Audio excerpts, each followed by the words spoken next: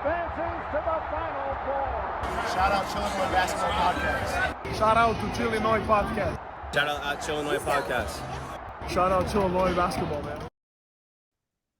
And the Illini move on to Washington on Thursday night after an entirely impressive and almost unbelievable road win against Purdue in Mackey Arena that we've already recapped and gave you guys about 50 minutes of content on.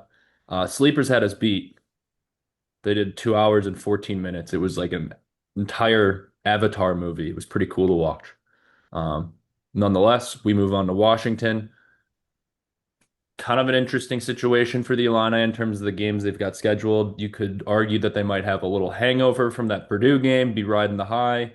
And then it could also be argued that they're looking ahead to their next game against Nebraska in Lincoln, who just recently lost to Michigan in Michigan. But they're going to be pissed off and want to come back home. And that'll be a get-right game for them. And for the Illini, it's a revenge game. But nonetheless, we're talking about Washington tonight because the Illini do have them on Thursday. And that's the mentality I think this team should take into this one. They should think we're going 1-0 against everybody. We don't care who's beyond the schedule in this one. We don't care who's a week away from now. We don't care who's 2 weeks away from now. We've got a game Thursday. They should be looking at that. But Washington off the bat, I mean, I know I said right before we started this podcast, Washington on paper, some of their players talent-wise, I would think they would be better than they are right now, but they just can't seem to pull it all together. Hannes Steinbach from Germany, he is quite the player. He's a freshman, and if it weren't for Keaton Wagler, it could probably be said that he would be running away with the Big Ten Freshman of the Year award. Nonetheless, the Illini do have one guy from Kansas named Keaton Wagler, just that 18-year-old kid that scored 46 points against Purdue.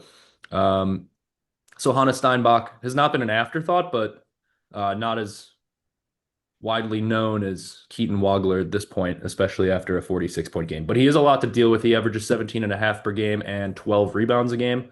For a freshman in the Big Ten, that's incredibly impressive. And Washington has some size because they also play alongside him Frank Kepnang, who is in his 15th straight year of college basketball eligibility.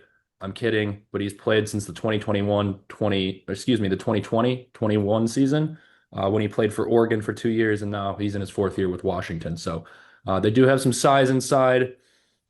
The physicality could probably match the Avicic brothers and Mirkovic, but the Illini showed against Purdue and against a lot of other teams they've played this year, when they get hot from three, which they have been in recent games, there's really no stopping this team, regardless of if Hans Steinbeck is going to score 20 and 20 against the Illini.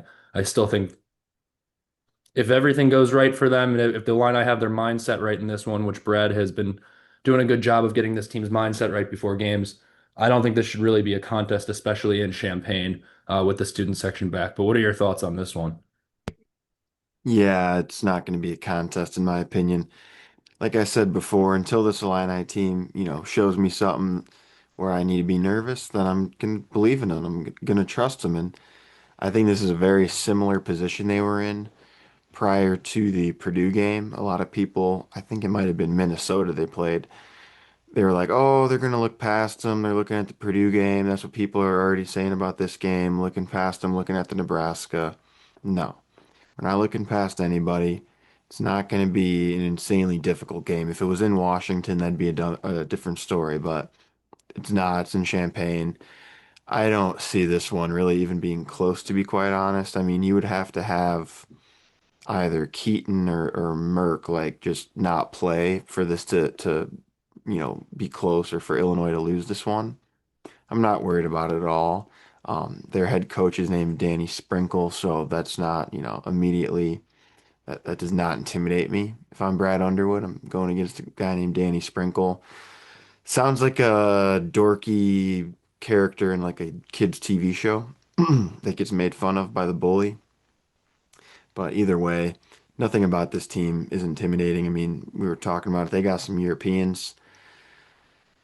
Where are they from? What countries are these guys from? Because I'll chat Well, GPT it right now. I mean, off the bat, Hannes Steinbach, he's German. He's their most notable one. that's kind of Uh, intimidating. yeah, he's a good player.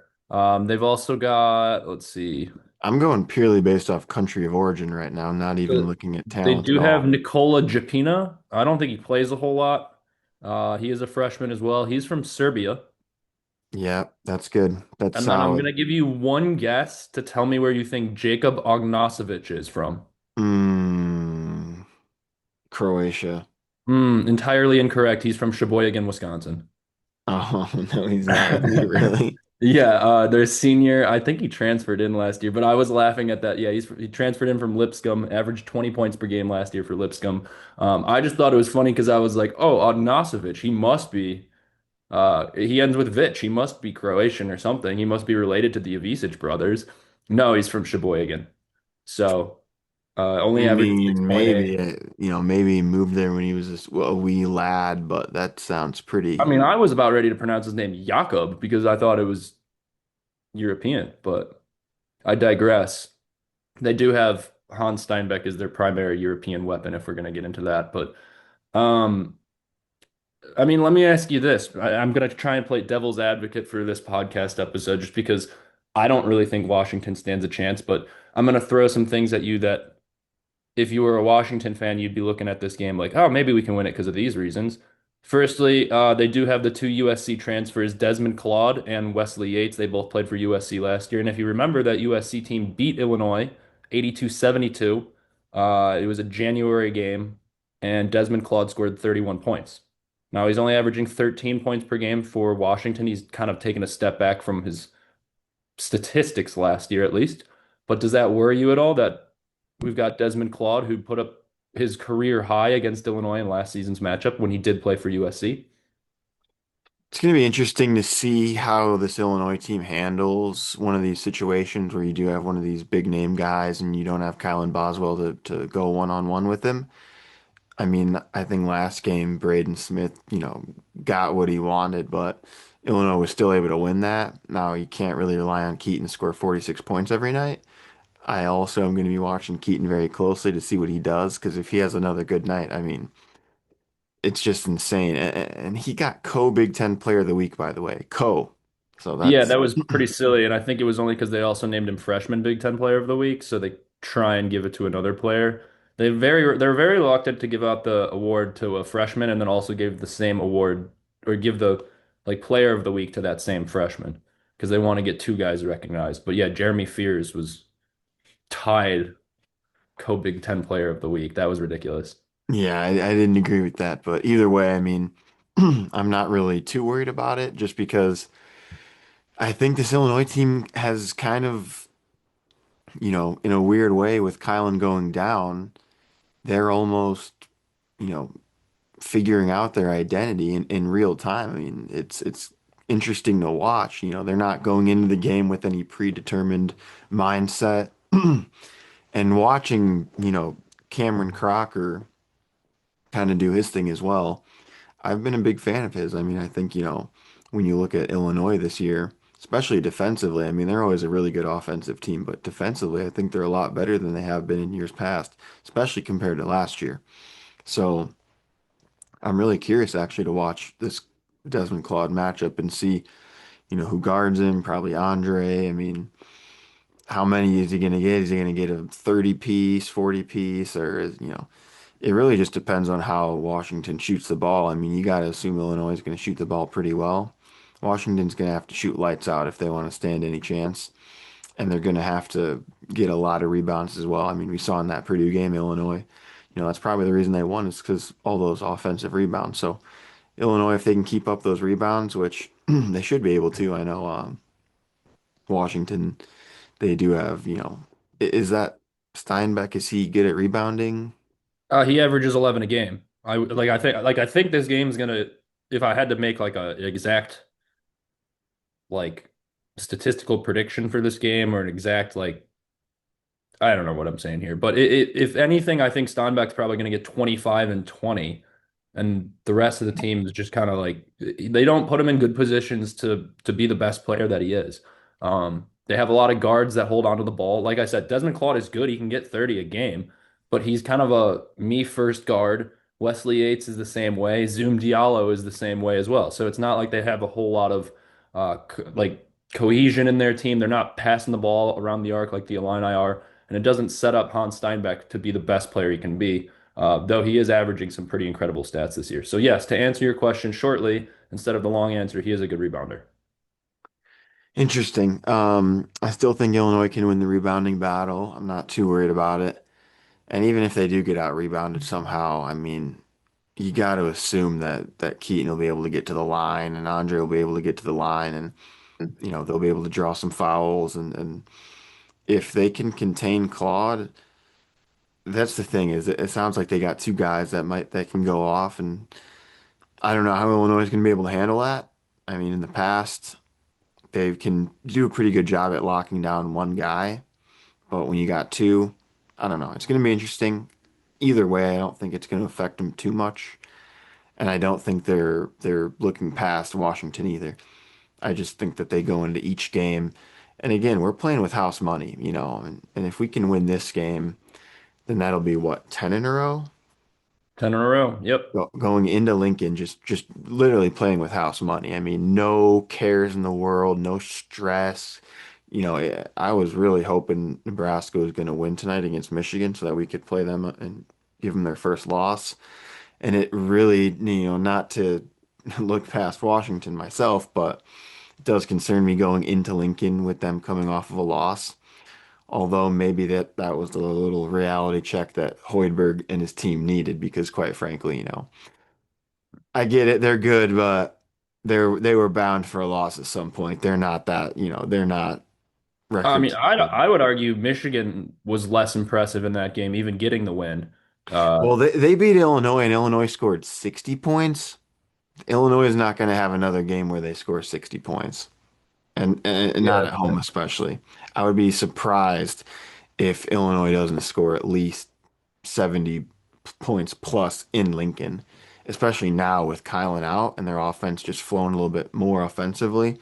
And that begs the question when Kylan comes back. I mean, I don't know. Do you play him like what do you do? I mean, obviously, maybe you just put Jake Davis back on the bench, I guess. But it's like, dude, I like this team the way they're playing right now.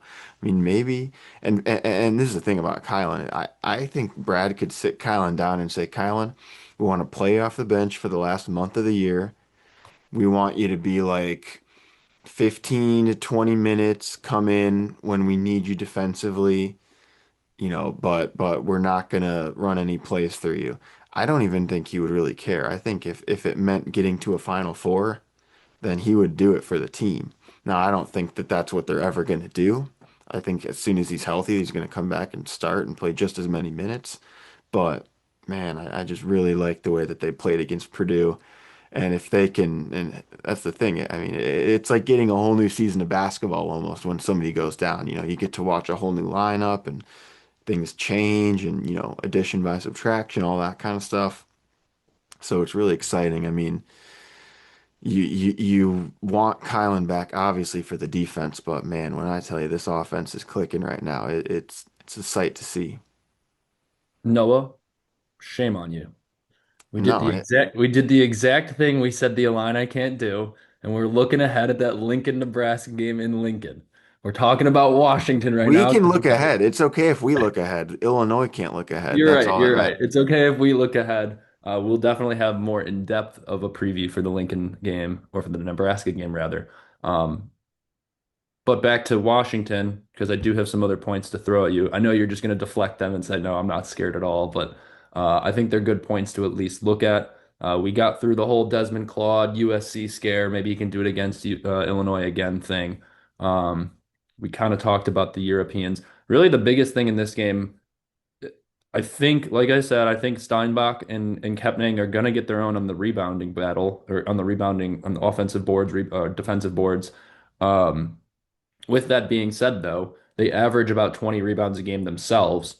So really the matchup here is just those two and then everybody else on the Illini. If the Illini can out rebound those two, I don't know who else rebounds for Washington. Those are their two biggest players. They're both 6'11".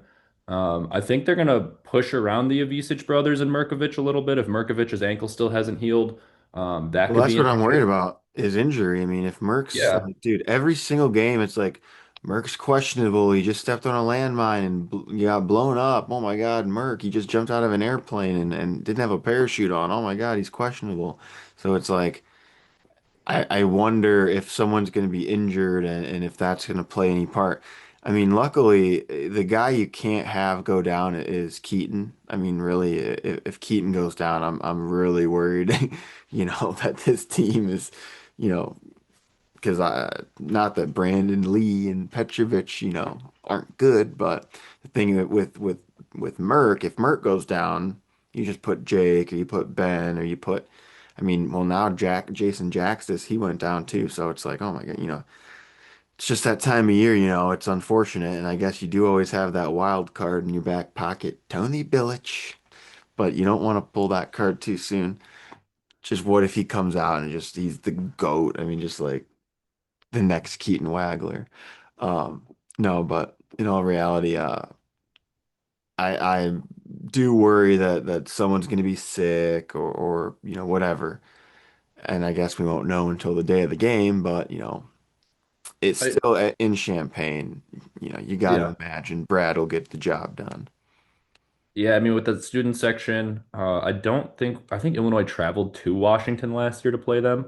I don't think Washington's gotten a taste of the Orange Crush yet. Um, I was just about to say it does seem like there's something going around the Big Ten. I know Iowa was sick when we played them, and then Illinois caught that bug. Rink Mast was out tonight against Michigan with the flu.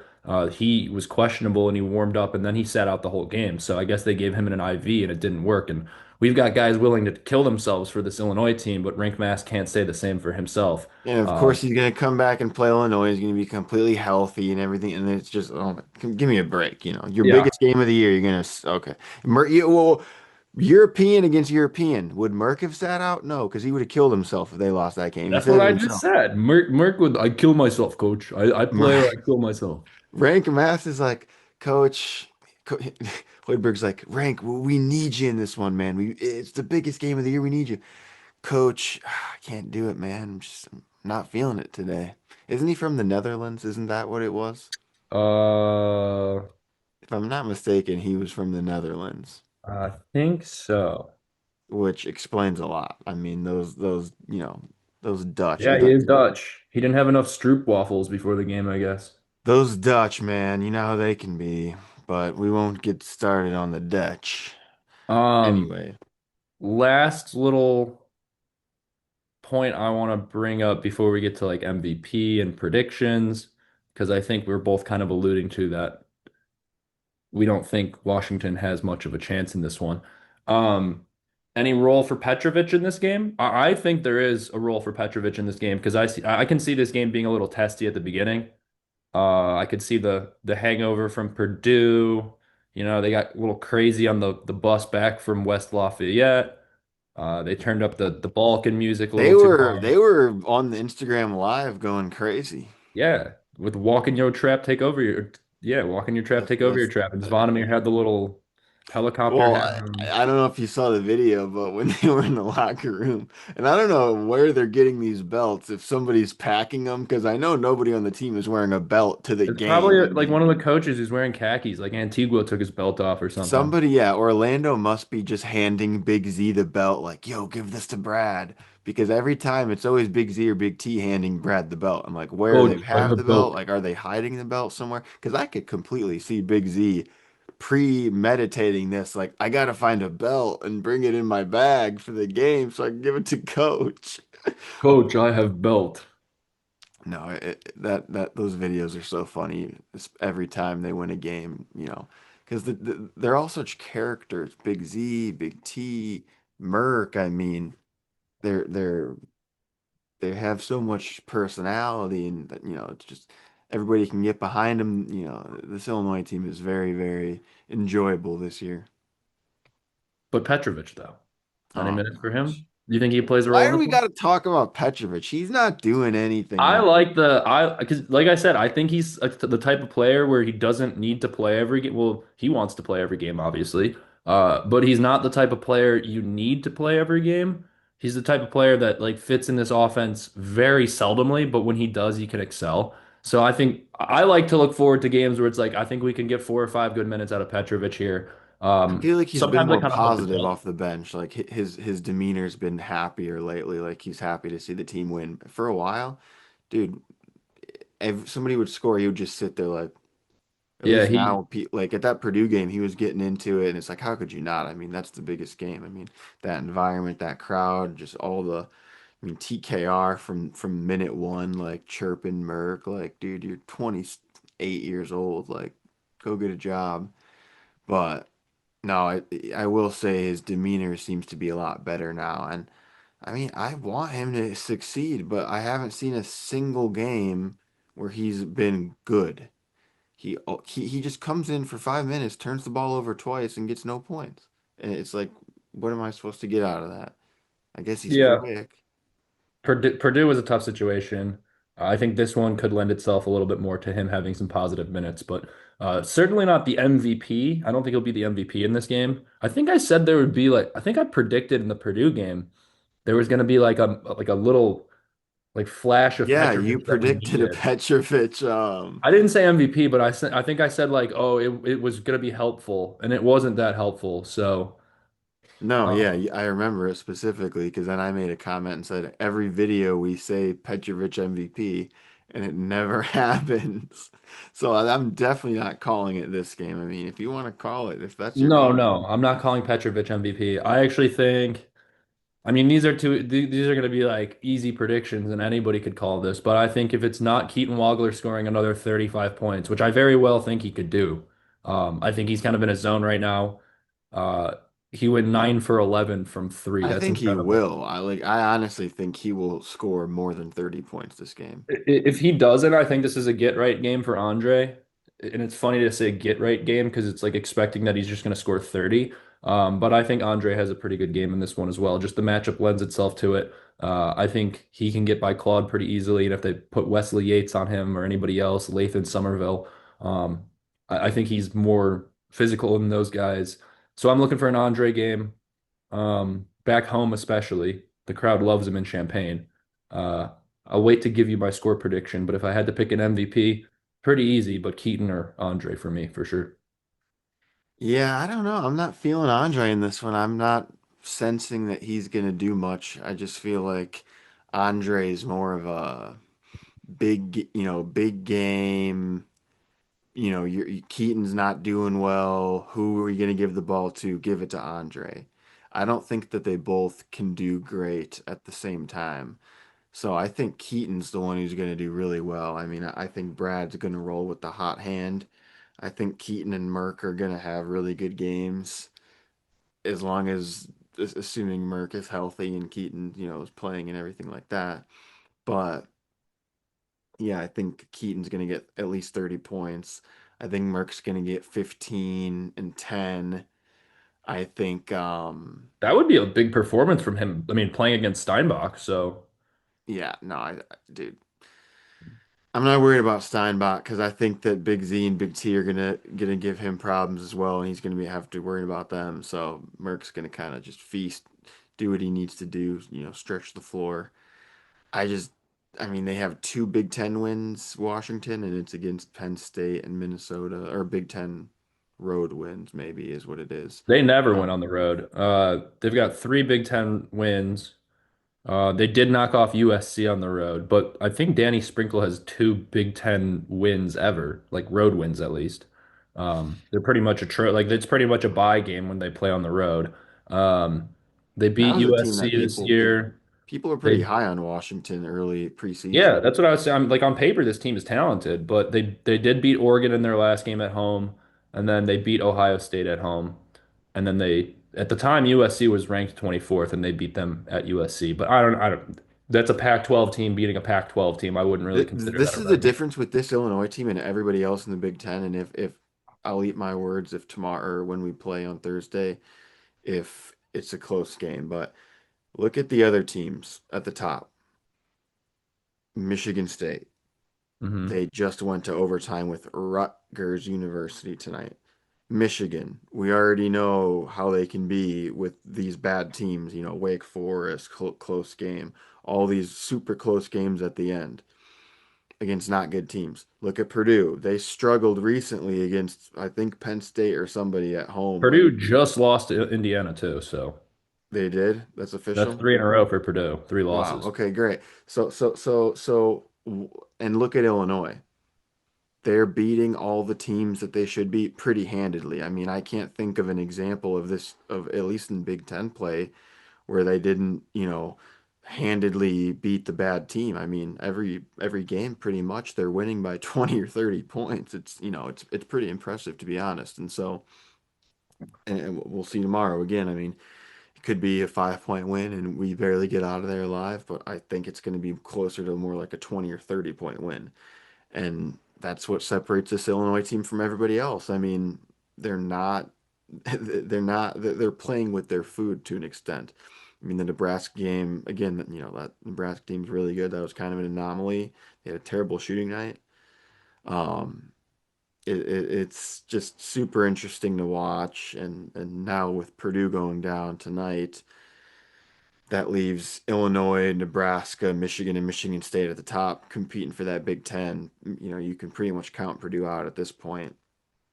Nebraska just lost, so I think that's a four-way tie for first. I mean, essentially, I guess Illinois is Nebraska would have the half a game. tiebreaker.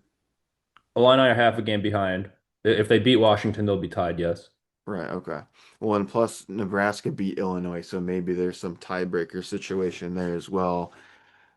But I mean, the Big Ten this year is loaded. I mean, they have five teams in the top 12 right now, AP, which is just crazy. I mean, that's like, and people will still say, oh, Big 12 is better. Oh, SEC is better. Whatever. No, Big Ten is the best conference in basketball and football. I mean, look at we win the championship every year. We have the most teams, make it in the playoffs. It's like so Big Ten is just is dominating right now in sports, and I'm happy. It's a good change of pace, and so. But getting back to the game, getting back to Illinois, they're rolling right now, and it's like if you're not already on the train, then you might as well just stay at the station because we're rolling down the tracks. If you're not on the bandwagon by now, just don't even bother. But it's a beautiful thing to see. So I agree with you in the sense that the Big Ten is certainly the best conference, most loaded conference this year. It has been 25 years since a Big Ten team has won a national championship in basketball, though. But I will say, I think this is the best chance they have to do it. I Like, agree. I mean, they've had good chances in the past and blown it, but like, I just don't see it happening this year. There's too much talent with the top five teams in this conference, and like, I don't know. UConn's really good and Arizona is really good, but we have five teams in the tournament that can win it, and I would argue that. And I don't know about the rest of the conferences. Anyways, looking at the line for Thursday night, uh, Ken Palm, by the way, Illini are actually up to fourth in Ken Palm right now, only behind Arizona, Michigan, and Duke. That is after the Michigan win. So, um, updated Ken Palm, Illinois at four, ranked number nine in the AP poll. The Illini are projected to win this game, obviously, on Thursday. Let's see, by a score of 82 to 67. It is 8 p.m. Central Time on FS1 in Champaign. I don't bet a whole ton or a whole lot very often anymore, but I think 15 points is, I would stay away from that just because I think 15 points is pretty much like spot on. I don't think No, you think more? hammer that over for I, Illinois. I think this is going to be a close game in the first half. The Illini take a second to settle in usually, and then they start making threes, and then it's like nobody can keep up with them anymore. But I think this game might be 5 or 6 points at half, and then we turn it around, and Jake Davis starts making them from the corner, and I would I put mean, 15 like right on the dot. Washington would have to shoot the lights out to have this game stay close. Illinois could shoot 25% from the three and it'd still be a double-digit victory. I think if you're betting on this, what's it's over under is hard too because it's like this Illinois defense has been really good. They're holding these teams to not many points. So it's like, do you Do you bet the over? Because you know Illinois is going to be hot, but if their defense is good, then maybe you don't bet the over. But I think Illinois is going to cover that spread. I really do. I mean, this is going to be, one of those wins where, look, we're talking about it now. Oh, it could be close. After the game, everyone's going to say, "Yeah, well, that Washington team's just trash." I mean, everybody knew Illinois was going to win by 30 points. That Washington team's garbage. They're not going anywhere in the tournament. Fire Danny Sprinkle, all this, all that. So I think we're gonna dominate them, and then it's gonna be one of those games we look back where it's like, oh, of course, well, obviously they're gonna beat Washington by 30. I mean, Washington's trash. So, no disrespect to Washington, but I wasn't a big fan of those West Coast teams joining the Big Ten. I didn't like it. I don't see why they did it. And now that they're supposedly reviving the Pac-12, maybe they just go back. And it's like, it was a fun experiment while it lasted. I don't even mind keeping Rutgers because they don't complain all the damn time. If I got to hear Mick Cronin one more damn time, the Big Ten scheduled us. We had to go there and play. Yeah, they're called road games, Mick. It's what you got to do when you play basketball. You can't have every single game in California, in sunny California, at 12 o'clock at night. Sorry. Sometimes you got to travel to Iowa, to Illinois. It's like, oh my God. He just complains and complains. It's like, dude, don't you realize it ebbs and flows? You go there, they come here. It all works itself out in the end. And he was complaining after he beat Purdue. Like, dude. So anyway, I'm just not a fan of those teams. Even in football, I think they're fine. I like Oregon football. I like those teams, but it's just like in basketball. It's like, oh, they're not that good. And then it's like last year, Illinois loses to USC, Eric Musselman, and then their season goes down the damn drain. So it's like it's better off, man. Just go back to the Pac-12, leave the Big Ten be. 30-point win for the Illini. Screw Washington. That's my prediction. I love your optimism, but it just worries me and concerns me for the channel that one day you're gonna be like super high on projecting one of these like blowout wins by the Illini, and we're gonna get like the most ultimate clippable moment where it's like you saying the Illini win by 30 and Washington beats us by 2 at home or You think something. Original Bug is gonna clip us or something? I don't. We didn't hear from Original Bug after my monologue for the Purdue recap, so I think we Original might have Bug. stunned him Hey, silent or something. So. Original Bug's been real quiet since that dropped. So have Purdue fans. They're going to be even quieter after their loss to Indiana. So Yeah, that's two in a I row. want to go to the Purdue because I was thinking too. I'm like, after the Illinois game, I was genuinely like, if I'm a Purdue fan, I wouldn't be worried, because this Illinois team's really good. But then they just lost to Indiana. I don't think Indiana's that good of a team. I'm gonna be honest. I mean, they're pretty good. Indiana. They very well could be the sixth best team in the league, but I don't think that they should, that Purdue should lose at Indiana. But I I mean, mean, it's always a rivalry because it they're is a two in-state rivalry, but teams. you're coming off two losses. I mean, it's literally a can't lose game for Purdue, and they lost it. They just lost two can't lose games in a row. So it's like at what point, you know, and you wonder about, the experiment. And I don't even know. I mean, the Oscar Clough experiment. It's tough because preseason, I mean, you got to assume TKR preseason, they were looking at him like All-American first team. He's going to be the GOAT. And then now he's just like crap in the bed. I mean, Braden Smith's the only one that's consistently been performing like where he was supposed to be. And even he hasn't really been performing where he's supposed to be because he's no longer front runner for National Player of the Year, from my understanding. And he was preseason, so that's underperforming, unfortunately. He's still, It'll probably it'll probably be Cam Boozer at this point, unless something goes yeah, awry. But I mean, Boozer or maybe like but Dybansa, I don't know where he's at in the runnings, but it's just interesting. I mean, I don't know. Is all I know is it's on Big Ten Network, right? The game. Fox Sports one. Interesting, interesting. Not sure how I like that. Do you have a score prediction? I know you said by 30 points, but like 80 Yeah, to I 50 think or 70 to 40 or 90 to 60. no. I think Illinois is gonna have 82. No, 86. And I think Washington's gonna have 62. So, Okay. So no, 24 points, but yeah. I can get that behind that more than a 30-point victory. Like I said, I mean, we can check the receipts after this. If I had to make a prediction for this game, I think it's close at the half. I think the Illini win the first half by 6 points, maybe. I think we get it going from three in the second half, and we do win by 15. But it's just funny with this team. We've seen so many times where they win a game either on the road or at home against a lower to bottom of the pack Big Ten team. And the fans are like, we should have blown them out by 30, but we win by like 15 or 16 and we took care of business.